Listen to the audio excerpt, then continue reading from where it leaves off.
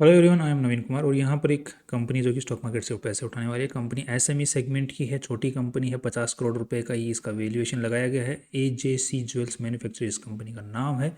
23 से 26 जून के बीच में इसका आईपीओ आ रहा है। 95 का इन्होंने कट ऑफ प्राइस सेट किया है। लगभग 14 करोड़ 60 लाख रुपए के आसपास उठा रही है और जो खुद की वैल्यू लगा रही है वो, जैसे कि मैंने बताया, 57 करोड़ रुपए लगा रही है। सो ठीक ठाक वैल्यू यहाँ पर लगाई जा रही है। छोटी कंपनी है। यहाँ पर प्रमोटर्स उनके पास में 76% मालिकाना हक था कंपनी के अंदर। Before the IPO, after the IPO 56% ही रह जाने वाला है। कंपनी का जो आईपीओ लेके आ रहे हैं लीड मैनेजर, उनकी परफॉर्मेंस पास्ट की नॉर्मल ऑन एन एवरेज रही है। किसी आईपीओ में अच्छी रही है, किसी आईपीओ में बेकार रही है, वो भी 2025 के।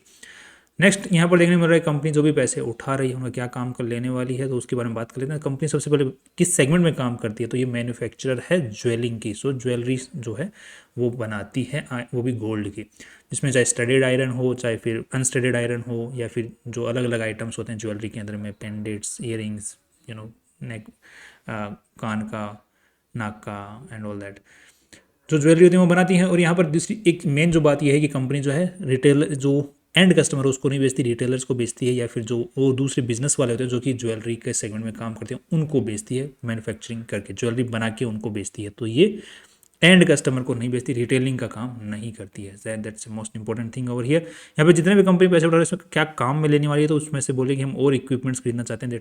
दैट मीन्स की कंपनी बोली हमारे पास ऑर्डर बहुत अच्छे खासे आ रहे हैं, हम उसके लिए और जो है वो खरीदना चाहते हैं इक्विपमेंट्स, और बाकी जो 9 करोड़ रुपए हैं उससे हम अपना जो लोन है उसको कम करना चाहते हैं। मिस्टर अशरफ जो हैं ये इस कंपनी के जो आज के दिन है मालिकाना हक, मतलब कंट्रोल करते हैं इस कंपनी के मैनेजमेंट को। और यहाँ पर कंपनी के ऊपर में कुछ खास केसेस वगैरह आज देखने को नहीं मिल रहे हैं। कंपनी के जो दूसरी एक एजेसी ज्वेलरी ट्रेडिंग एलएलसी नाम से एक कंपनी है, इसको ये सबसे ज़्यादा माल इन्होंने बेचा है। दैट मीन्स कि जो ग्रुप कंपनीज में ट्रांजैक्शन है वो सबसे ज़्यादा इनका बना हुआ है आज के दिन, और अच्छा खासा बना हुआ है। पिछले साल अगर 240 करोड़ की इन्होंने रेवेन्यू किया, जिसमें से 85 करोड़ तो इन्होंने ग्रुप कंपनी को ही बेचा है as a revenue part. That shows our choice. तो लगभग 35% का रेवेन्यू तो इन्होंने अपनी ही कंपनी को बेच के बनाया हुआ है। So that's kind of negative. और हियर कंपनी की जो शुरुआत 2018 में हुई थी और उसके बाद इन्होंने ये माइलस्टोन्स वगैरह अटैच किए हैं, और उसके बाद में ये अब आईपीओ लेके आ रही है। कंपनी कोई होल्डिंग कंपनी, सब्सिडरी या फिर एसोसिएट्स, जॉइंट वेंचर्स कुछ भी नहीं है। मिस्टर अशरफ के बारे में इन्फॉर्मेशन यहाँ पर पढ़ सकते हैं। चेयरमैन हैं, डायरेक्टर हैं इस कंपनी के आज के दिन, और उनके बारे में और इन्फॉर्मेशन आप लोग यहाँ पर पढ़ सकते हैं, एक्सपीरियंस वगैरह सब कुछ के बारे में। और आज के दिन 72 लाख रुपए की सैलरी सालाना ले रही है। एजेसी ज्वेल जो लोगो है, जो नाम है, वो आज के दिन रजिस्टर्ड नहीं है। और ये जो वेबसाइट यूज़ कर रहे हैं आज के दिन, ये 2022 में ही रजिस्टर हुई है। दैट मीन्स कि 2018 में कंपनी खुली, 2022 में इन्होंने वेबसाइट बनाई है, और अभी आईपीओ लेके आने के 2-2.5 साल पहले ही इन्होंने वेबसाइट है वो खोली है। That's again kind of you should know. Next यहाँ पर कंपनी के जो प्रॉपर्टी है जहाँ पर ये पूरा काम करती है, मैन्युफैक्चरिंग है, वो लीज पर, वो भी 82 ईयर्स के लीज के ऊपर में है। और यहाँ पर 1419 रुपये ही सालाना ये पे करते हैं उस ज़मीन का, किराए की ज़मीन का। बहुत सस्ते में मिली हुई है। न यहाँ पर देखने मिल रहा है कंपनी जो ट्रेनिंग प्रोवाइड करती है उसकी पिक्चर्स आप लोग यहाँ पे देख सकते हैं, जो कि कंपनी एम्प्लॉयज़ वगैरह जो हायर करती है उनको ट्रेनिंग किस तरीके से देती है। और यहाँ पर आज के दिन 67 एम्प्लॉयज़ कंपनी के अंदर में काम करें, जिसमें से 47 पिछले साल छोड़ के चले गए थे और नए आए। दैट मीन्स कि इनका एट्रिशन रेट है 50% से भी ज़्यादा। दैट मीन्स कि नए जो एम्प्लॉयज़ आ रहे हैं वो एक साल के अंदर में ही आधे से ज़्यादा छोड़ के चले जा रहे हैं। That's kind of very very very negative. Next company का जो माल है आज के दिन केरला, तमिलनाडु यहीं पर बिक जाता है, बाकी इंडिया के अंदर में नहीं बिक रहा है। साउथ पार्ट ऑफ इंडिया में सबसे ज़्यादा इनका रेवेन्यू आ रहा है, मतलब वहीं के जो रिटेलर्स हैं वो इनसे माल खरीदते हैं। डोमेस्टिक ही सोना खरीदते हैं, मतलब माल इंडिया से ही खरीदते हैं, मतलब सोना वगैरह बाहर से सोना वगैरह नहीं खरीदते हैं, इंडिया से ही खरीदते हैं। नेक्स्ट यहाँ पर इनकी जो मैन्युफैक्चरिंग फैसिलिटी है उसके आप फोटोज़ वगैरह यहाँ पर देख सकते हैं, और यहाँ पर ये प्रोडक्ट्स हैं, इनकी इमेजेस आप लोग यहाँ पर देख सकते हैं। राइट, टॉप 10 कस्टमर से इनका 64% के आसपास रेवेन्यू आता है। टॉप 5 कस्टमर से 54% रेवेन्यू आता है। दैट मीन्स इनकी जो मैक्सिमम जो रेवेन्यू है वो कुछ चुनिंदा लोगों के पास में ही जा रहा है, रिटेलर्स के पास में ही जा रहा है।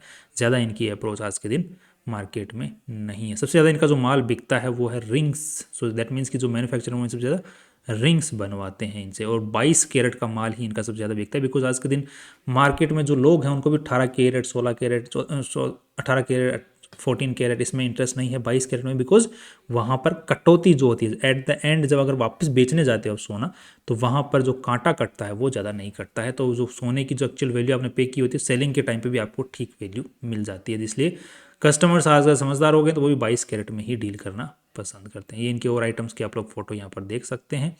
कंपनी का B2B मतलब जैसे शुरुआत में बताया, ये रिटेलर्स को बेचते हैं और मतलब दूसरे बिजनेस वालों को बेचते हैं, डायरेक्ट एंड कस्टमर को इन्हों नहीं बेचते हैं, राइट। कंपनी का माल इंडिया और इंडिया के बाहर भी बिकता है, UAE में सबसे 20% के आसपास UAE में भी बिकता है। That's fine. अब थोड़ा सा देख लेते हैं कंपनी में कितना पैसा लगा हुआ है आज के दिन। तो यहाँ पर देखने मिला 34 करोड़ रुपये टोटल इस कंपनी में लगा, जिसमें से 14 करोड़ रुपए ही इन्वेस्टर्स ने लगाया हुआ है। इन्वेस्टर्स का पैसा, बाकी सारा उधारी का पैसा इस कंपनी में लगा हुआ है। इसलिए तो कंपनी ने बोला कि हम 9 करोड़ रुपए, 10 करोड़ रुपए से लोन चुकाना चाहते हैं, जिससे कि हमारा प्रॉफिटेबिलिटी थोड़ी बढ़े। यहाँ पर जितना भी कंपनी में पैसा लगा उसमें से लगभग 70-80% के आसपास तो पैसा जो है इन्वेंट्री और ट्रेड रिसीवेबल्स में पड़ा हुआ है। यूजुअली जितने भी सोने से रिलेटेड जो कंपनियां काम करती हैं उनका इसी टाइप का आपको बैलेंस शीट देखने को मिलता है। Not a negative point over here as well, not that much of a negative point of course. Next यहाँ पर देखने में रेवेन्यू जो इंक्रीज है वो 127 करोड़ का माल बेचा, फिर 194 करोड़ का माल बेचा, 245 करोड़ का माल बेचा, और इस साल भी जो है 245-250 करोड़ तक का ही माल इनका बेचने का यहाँ पर प्रोजेक्शन वाइज नजर आ रहा है, because this is 9 months data. तो यहाँ पर एक साल का जो है वो ज़्यादा कुछ खास रेवेन्यू इंक्रीज देखने को नहीं मिल रहा है इस साल। कैश फ्लो की बात करते हैं, कैश फ्लो इज गुड। सो अब यहाँ पर कुछ नेगेटिव पॉइंट्स हमें देखने को मिलते हैं, राइट। कंपनी के प्रमोटर्स का स्टेक इस कंपनी में काफ़ी कम हो जाने वाला है आफ्टर दिस IPO। कंपनी का रेवेन्यू जो इंक्रीज है वो कुछ खास रहने वाला नहीं है इस साल। एंड कंपनी का यहाँ पर नेट मार्जिन जो कंपनी निकाल पा रही है पूरे रेवेन्यू के ऊपर में, तो यहाँ पर 175 करोड़ का माल बेच के 175 करोड़ का माल बेच के 1,85,00,000 रुपए ही कंपनी कमा पाए। दैट मीन्स 1% या 1 से 1.25% के आसपास ही नेट मार्जिन इनके है। और जो मार्केट में जो दूसरी चुनिंदा कंपनियां जो जिस सेगमेंट में काम करती हैं वो 5, 6, 7, 8% तक भी निकाल ले पा रही हैं, बिकॉज ये रिटेलिंग में काम करती हैं और वो जो है रिटेलर्स को बेचती है। तो यहाँ पे जो रिटेलर जो होता है वो सबसे ज़्यादा मार्जिन कमाता है, बिकॉज वो एंड कस्टमर को बेचता है। अब जो एंड कस्टमर को रिटेलर बेचता है वो ज़्यादा खुद के पास मार्जिन रखना पसंद करता है, तो वो इनको जो मार्जिन ज़्यादा नहीं देता है, राइट। वो इनके मार्जिन की बैंड बजाता है। तो ये इनके साथ में फ्यूचर में बने रहने की उम्मीदें हैं। और यहाँ पर ये कंपनी ने ऐसा कुछ भी नहीं बोला कि हम रिटेलिंग में जाने वाले हैं, क्योंकि वहाँ पे नेट मार्जिन वहीं पर है। तो ऐसा भी ये नहीं बोल रहे कि हम रिटेलिंग में जाने वाले हैं तो ये यहीं पे बेचने वाले हैं। दैट मीन्स कि नेट मार्जिन्स में हमेशा दिक्कत रहने की ही उम्मीदें हैं। सो एट्रिशन रेट एम्प्लॉयज़ की बहुत ज़्यादा है, वो इश्यू है।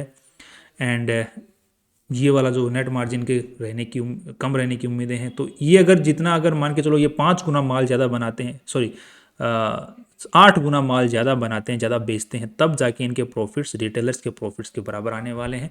तो अगर हम रेवेन्यू वाइज देखते हैं तो इनकी जो वैल्यूएशन है वो आज के दिन भी लगाई गई है वो कंपेरेटिवली महंगी लगाई गई है, बिकॉज इस कंपनी अगर हम लोग देखते हैं पार्ट टाइम ज्वेलरी, तो यहाँ पे 163 करोड़ की वैल्यूएशन है और इसका जो सेल है वो 158 करोड़ की आज के दिन देखने को मिल रही है।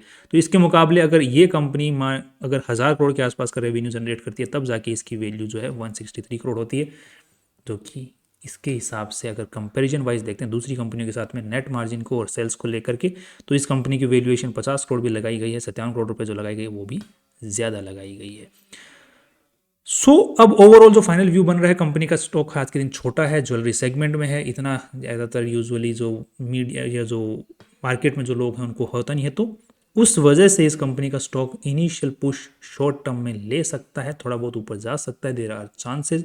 लॉन्ग टर्म के हिसाब से ठीक रहे मुझे लग रही है, फ्यूचर में इसके बने रहने की ही उम्मीदें लग रही हैं, मुझे नज़र आ रही हैं। एंड बाकी क्या शॉर्ट टर्म के हिसाब से ज़्यादा मतलब लॉन्ग टर्म में ज़्यादा उम्मीदें हैं, शॉर्ट टर्म और लिस्टिंग गेन की कम ही उम्मीदें। लिस्टिंग गेन की अगर हम लोग यहाँ पर बात करते हैं तो GMP भी कुछ खास आज के दिन चल नहीं रहा है, 10-15-20% तक का आपको अगर लिस्टिंग गेन मिल जाए तो मिल जाए, इतनी मुझे उम्मीद है। बाकी छोटा है तो पुश भी किया जा सकता है, पंप एंड डंप जो वाली स्कीम होती है जो दूसरे मार्केट में ऑपरेटर्स होते हैं उनके द्वारा इस पर्टिकुलर कंपनी में चलाई जा सकती है, there are chances. That's all from my side. कल फिर नई इंपॉर्टेंट वीडियो के साथ में फाइनली सी यू टुमारो।